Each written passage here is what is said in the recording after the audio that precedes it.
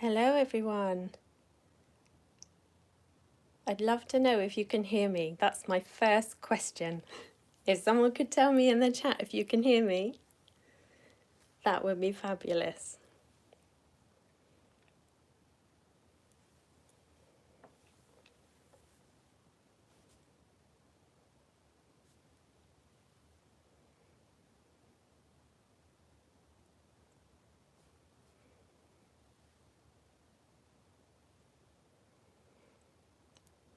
For some reason though, I am the wrong way around.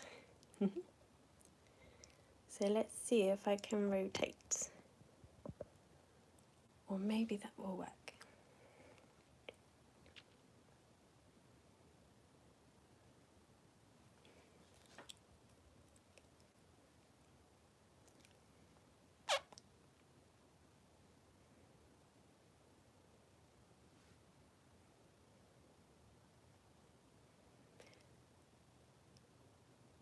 I'm hoping that I can be heard. If someone could tell me, that would be fantastic. If you're joining me on, hello Debbie, hello from Aberdeen, how are you? Hello, yes, I can be heard, brilliant. I didn't want to carry on until I knew you could. I am sideways though on the image. I'm not entirely sure why, because my phone's orientated properly. I'm really sorry about that. That might be a bit confusing. But hey ho, hearing you loud and clear, brilliant. Thank you, Debbie, thank you. Okay, cool. So if we wait for some more people to come along, we'll just have a chat perhaps about the pattern. And if you're here just on YouTube, the important thing to know is that in the description, there's a link that you can follow to get the pattern and go through to Ribblr, where you'll be able to see the video and the pattern at the same time. So if you want to go ahead and do that, that would be lovely. The other thing you'll need is yarn and hook. If you haven't already looked at the pattern, then just go grab any hook, any yarn, because we're going to make kind of a sample together really, because this obviously is the cowl that we're going to look at, but we're not going to get this finished in in the time that we've got. So what I thought we'd do, it's a really simple 4-stitch repeats, so I thought we'll just do a sample of it together, and then you can go ahead and make it at your own leisure and at another time.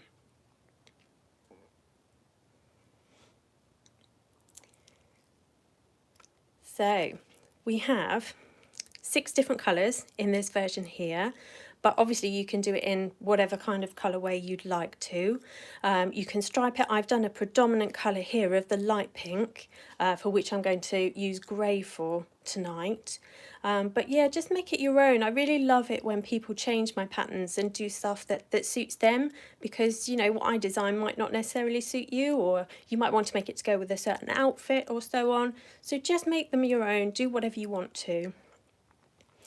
The other thing I wanted to say about this is that it's really not as scary as it looks, because as you see, it looks like there's loads of colour work, but there really isn't. It's worked in the round, and each round uses a different colour. So this is just one row, one round as it were, of this colour here. So I love the way that crochet can do this. It can make it look really complicated, but it's actually really straightforward. So, is everyone ready? I've got a 6mm crochet hook here, which is a, what's that in US terms? Is that a K? A J. It's a J. And I've got some Aran weight yarn. So as I say, I've got this yarn. It's not the same colours and not exactly the same yarn as this one. But I think I'm really bad at not remembering ball bands. I think this is Paintbox Aran. Not entirely sure, but it's a lovely Aran acrylic yarn anyway, so, and it doesn't really matter. And also the good thing about this is you can, because it's a multiple of 4 stitches, if you've got a lighter yarn that you want to make it in, or a chunkier yarn, you just add or subtract from your foundation chain, and you can make it as deep as you like or as wide as you like. So for this, you'll see in the pattern that you need to make 64 stitches to begin with. So we're not going to do 64 stitches unless you really want to right now. So what I thought is we'll start with 24. So as a multiple of 4, we're going to start off by popping a slip stitch on your hook, and then you're going to chain 24.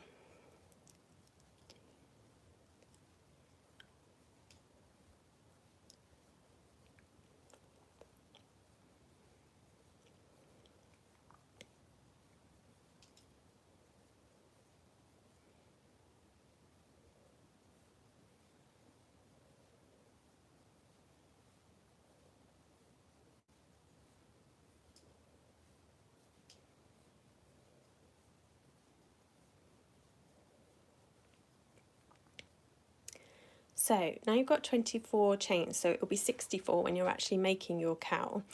The thing is, and this is kind of the old school way of doing it, which works fine, so if you want to do that, fine, is to twist it without twisting it, turn it and slip stitch to make it into a ring. Now the thing with that is, if you have a really long chain, it's really, really likely to get twisted and also to become a bit tight as well. So I have put that in the pattern, and that's how you can do it, because I think that's the most conventional way and the simplest way that people like to do it.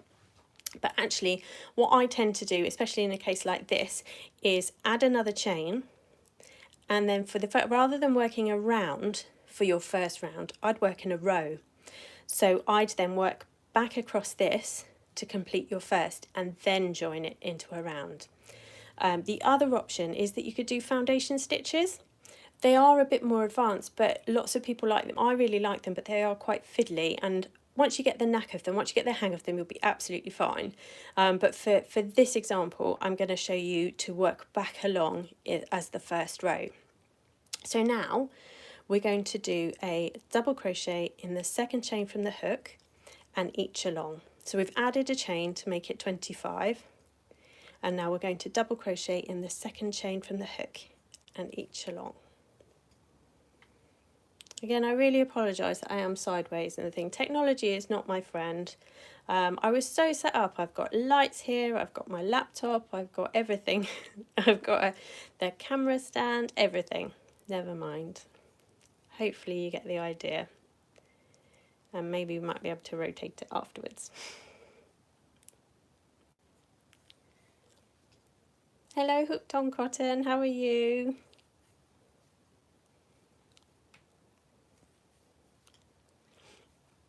So I am talking in UK crochet terms, so I'm doing double crochets as we work along here at the moment.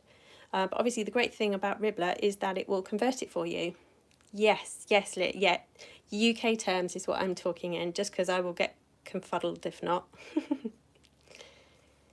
But yeah, if you go on Ribblr, you can choose whether you want it to be in US terms or UK terms.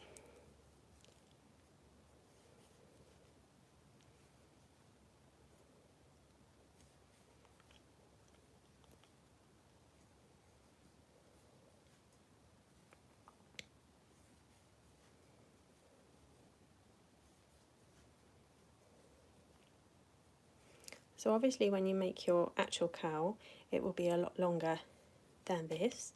Although I've just suddenly thought this could be, we could turn these into matching mittens for them, couldn't we? Ooh, that'd be quite nice.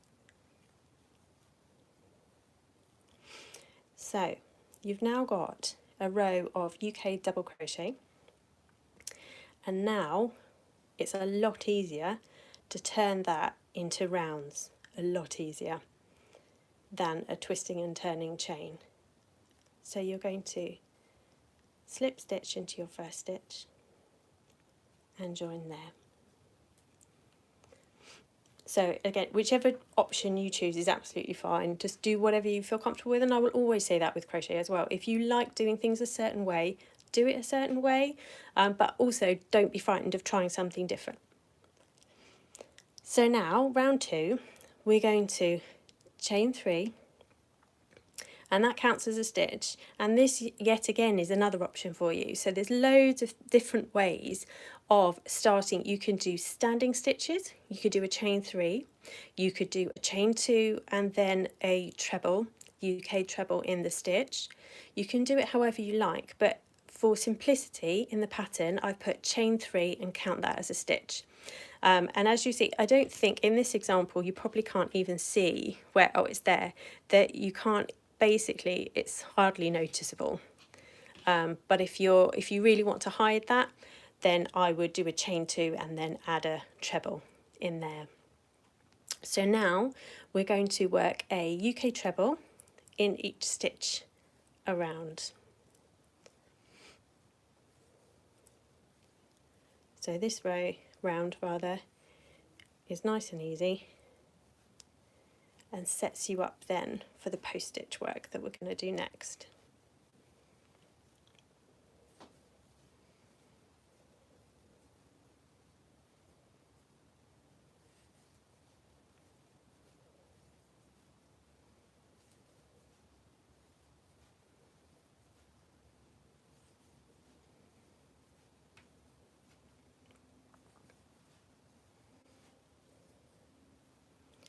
the other thing I wanted to apologise for is the state of my nails. So I painted my nails last night, just because that's the only time I get a chance to do them, and thought they were really nice and worked really well with the colours of the cowl and everything.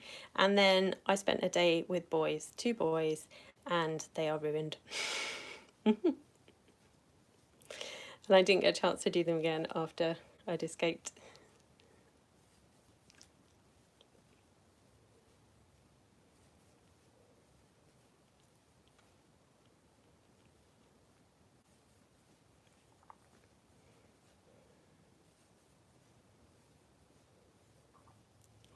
So now, as we come towards the end of this round, we're going to think about changing colour. So if you grab whatever colour you'd like to use next. I'm going to be quite random with mine. I'm going to stick to the pattern, mainly because I never ever stick to a pattern twice, not even my own patterns. I'm really bad. And we're going to join our next yarn into the first stitch, however you've decided to do that, whether it's a chain 3 or a treble into that stitch, however you wanted to do it. And you're going to pop it through there and then pull it rather tight. Now the other thing that you can think about doing is, I have said in the pattern to break your yarn after each round, because obviously they're quite decent sized rounds here, but you can, if you're your main colour, you could carry on going with that if you wanted to. Entirely up to you. So now we're going to chain 3, or however you want to do your first stitch, and then you're going to work a front post treble, a UK front post treble in the next stitch.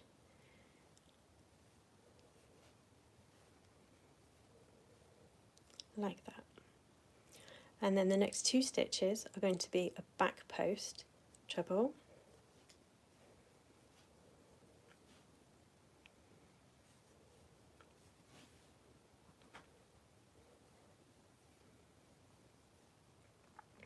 and now we come to our 4 stitch repeat.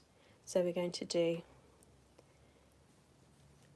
a front post and a front post. Oh, Debbie said something there about variegated yarn. I didn't catch it, Debbie.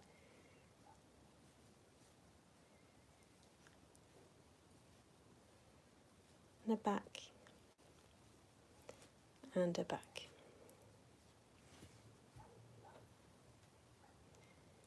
And then again.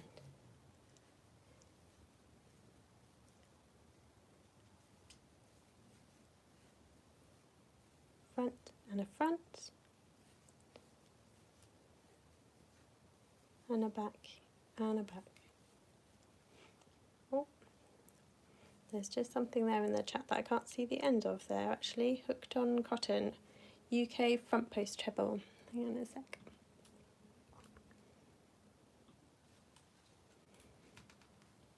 The bottom of the comment's not coming up for me, sorry, but yes, a UK front post treble,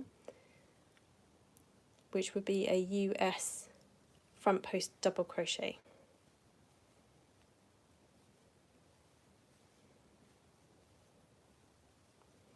And so we just carry on those sets of 4.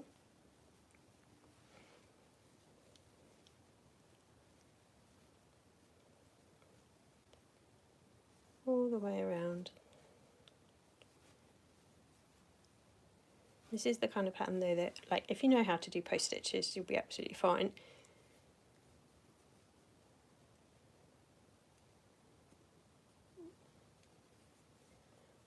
And then once you get, even if you're not used to them though, once you get going, you'll be able to just sit and do it without even thinking, because it's such a simple 4 stitch repeat.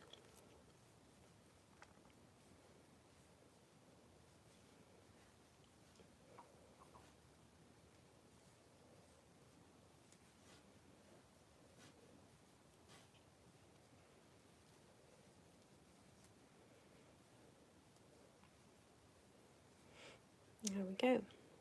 And so now we're going to change back to your main colour.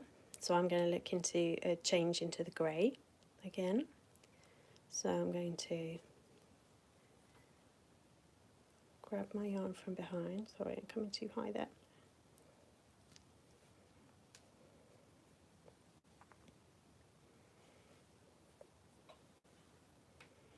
And then row 4 is just going to be a repeat of row 3. And now this is the easy part of it. We're just going to do repeat of row 3 from row 3 to row 6 in whatever colour combination you'd like to do it in.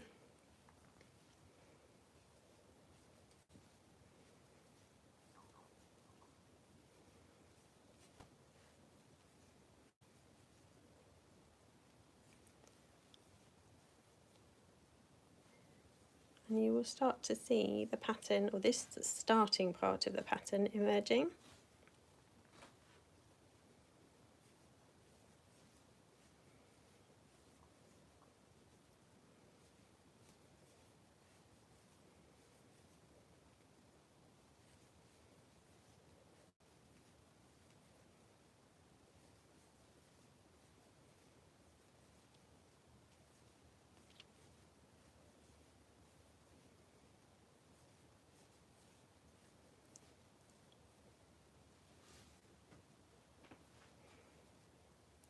I would be really interested to know if what people prefer their patterns to be in, because I put all my patterns in both UK and US terms, because obviously I'm in the UK and would normally use UK terms, but an awful lot of my audience live over in the US, and obviously I think that is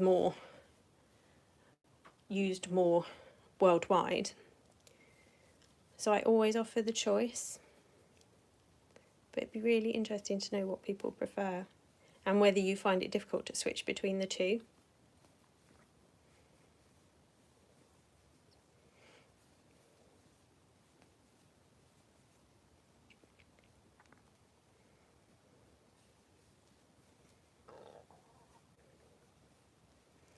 And so then we're going to change to our next colour of yarn.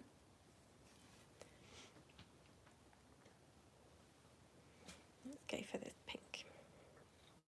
I'm surrounded by balls of yarn, which is, you know, normal for me really.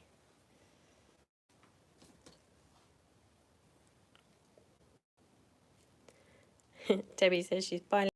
Yeah, you would be, Debbie, you're so experienced. So now, although the pattern says that you're going to repeat row 3 another 2 times, so here you can see this is where we are now. You're going to do another repeat of those 2. What I thought we'd do for this sample here, show you what row 7 onwards are, because then when you've got that, you're sorted. You can do the whole of it then.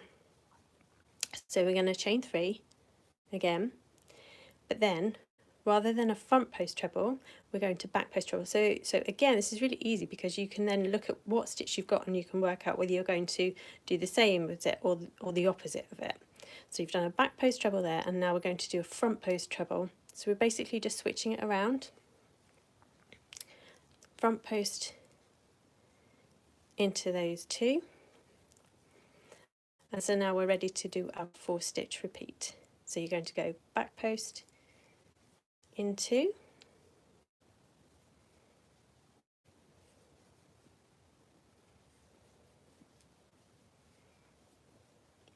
and then front post into,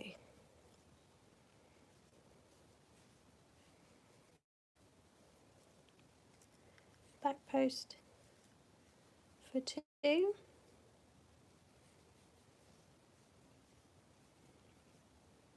and then front post for 2.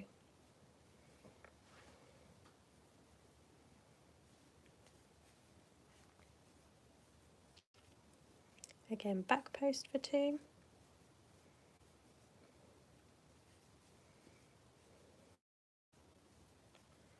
and front post.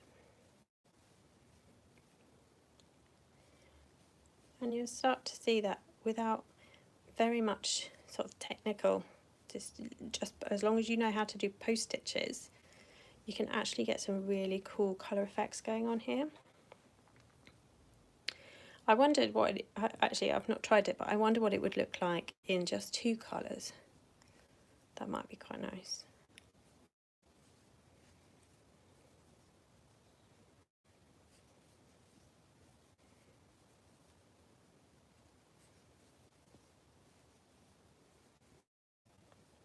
And then finish with 2 front posts.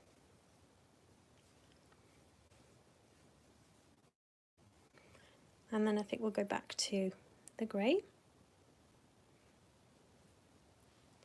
So as you see, I'm carrying my yarn, but what I'll show you this time around is what I mean by doing a chain 2 and then having a stitch, working a stitch, because you see this is a bit wibbly at the moment because it hasn't been blocked and sorted.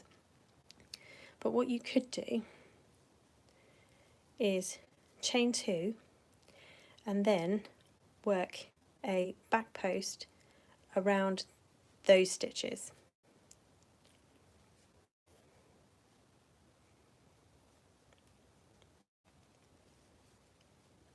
And then that stitch won't be lost. You won't have a chain 3 there, you'll actually have a back post stitch. And then we're going to repeat the last row that we just did. So in the pattern that'll be row 7, and so you're just going to copy by doing your front posts and then 2 back posts,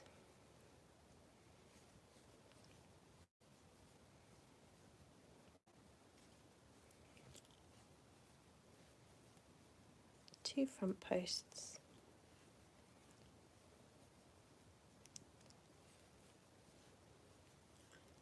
two back posts, and this is basically it. You're just going to carry on as the pattern says.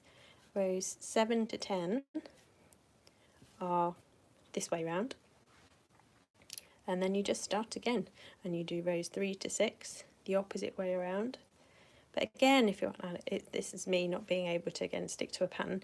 If you wanted to extend it and you wanted to do more repeats or less repeats and like really alternate, you know, do two of one direction and then 2 of another, that would look really cool too. And blocks of colour I think would look really nice in this, and then a central section of, oh, I'm getting carried away now.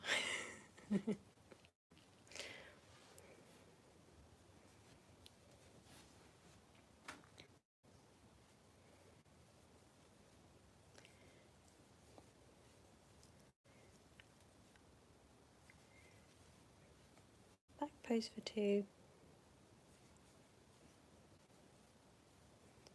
and then front post for 2. So then you do another 2 rows of that same back post, front post, and then you switch again to front post, back post. So hopefully that gives you a bit of an idea of how the texture looks of it.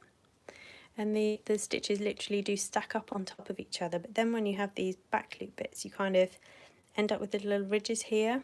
It's really nice and squidgy, and because it's on a 6mm hook, it's quite, you know, it's got quite a bit of give in it.